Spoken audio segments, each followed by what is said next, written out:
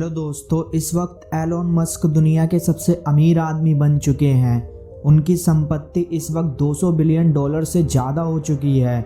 इतनी ज़्यादा दौलत और दुनिया का सबसे अमीर आदमी एलोन मस्क ने आखिर इतनी दौलत कमाई कैसे, उन्होंने शुरुआत कैसे की और उन्होंने अब तक कितनी कंपनी खोल के बेच दी और इस वक्त एलोन मस्क कितनी कंपनी चलाते हैं। तो आइए जानते हैं एलोन मस्क के बारे में और उनकी लाइफ के बारे में कि इतना सब उन्होंने किया कैसे।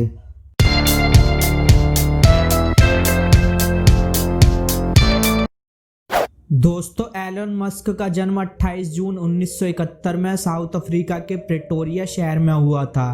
इनकी मां कनाडा की थी और पिता साउथ अफ्रीका के थे।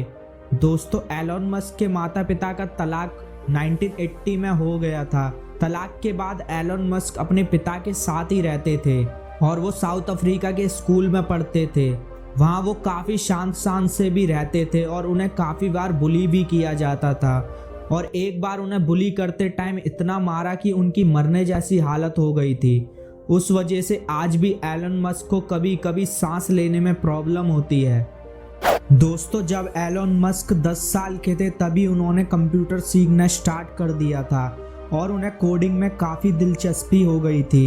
उन्होंने खुद से प्रोग्राम बनाना सीख लिया और सिर्फ 12 साल की उम्र में एलोन मस्क ने पहला गेम बना लिया और उसे उसने $500 में बेच भी दिया।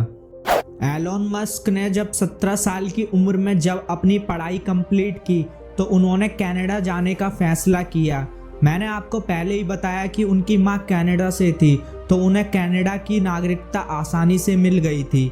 कनाडा की नागरिकता लेने के बाद एलोन कनाडा के शहर मॉन्ट्रियल गए और पैसों की कमी की वजह से वहाँ पे उन्होंने कई छोटी छोटी जॉब्स की।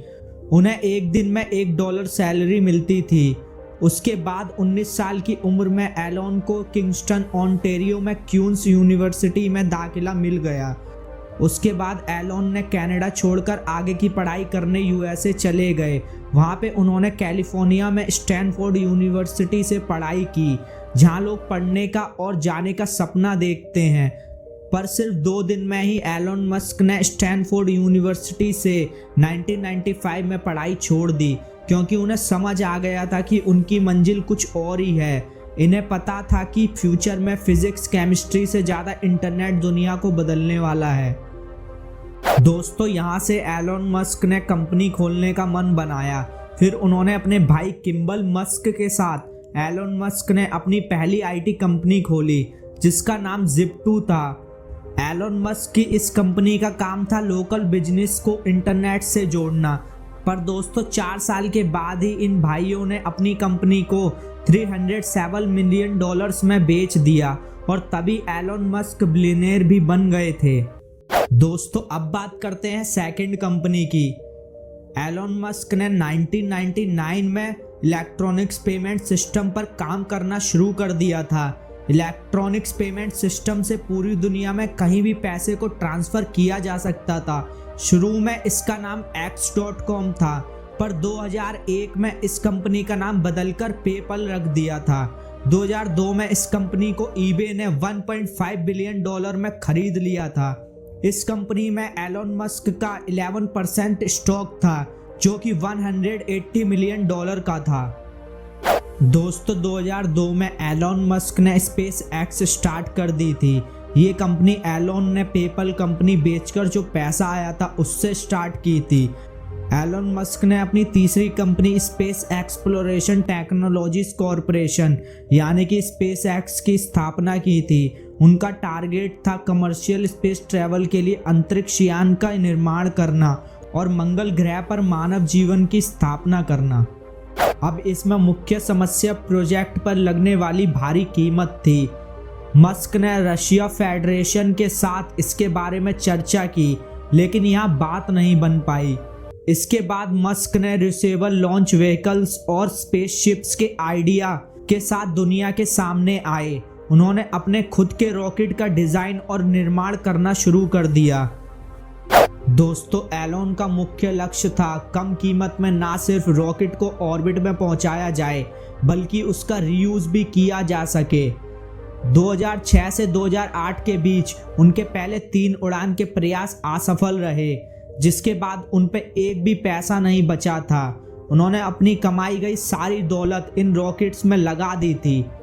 पर उसी वक्त एक अरबपति पीटर थाइल नामक इन्वेस्टर ने एलन मस्क पे भरोसा करते हुए काफ़ी पैसे इन्वेस्ट किए। फिर 28 दिसंबर 2008 को चौथे प्रयास के दौरान फैल्कन 1 ऑर्बिट में पहुंचा दिया। यदि दोस्तों चौथा लॉन्च भी असफल होता तो स्पेसएक्स कभी भी इतना सफल नहीं हो पाता। दोस्तों नासा इन उपलब्धियों से इतना प्रभावित हुआ और अमेरिकी अंतरिक्ष यात्रियों को पृथ्वी की कक्षा से उड़ान भरने के लिए 1.6 बिलियन स्पेसएक्स के साथ समझौता किया और आज स्पेसएक्स ने 100 से ज़्यादा सक्सेसफुल लॉन्चिंग की है। इसी वजह से आज एलन मस्क की स्पेसएक्स के शेयर्स की वैल्यू $15.3 बिलियन है। दोस्तों 2003 में इंजीनियर मार्टिन एबरहार्ड और मार्क टैरपिंग ने टेस्ला मोटर्स की स्थापना की थी और ये कंपनी इलेक्ट्रिकल मोटर्स बनाती थी। एलन मस्क को इलेक्ट्रिकल मोटर्स का आइडिया बहुत अच्छा लगा। इसी वजह से एलन मस्क ने 2004 में इस प्रोजेक्ट में उन्होंने 70 मिलियन का इन्वेस्ट कर दिया और वो बोर्ड ऑफ डायरेक्टर के चेयरमैन भी बन गए। एलन मस्क ने अपनी पहली इलेक्ट्रिकल कार को डिजाइन करने में अहम योगदान दिया।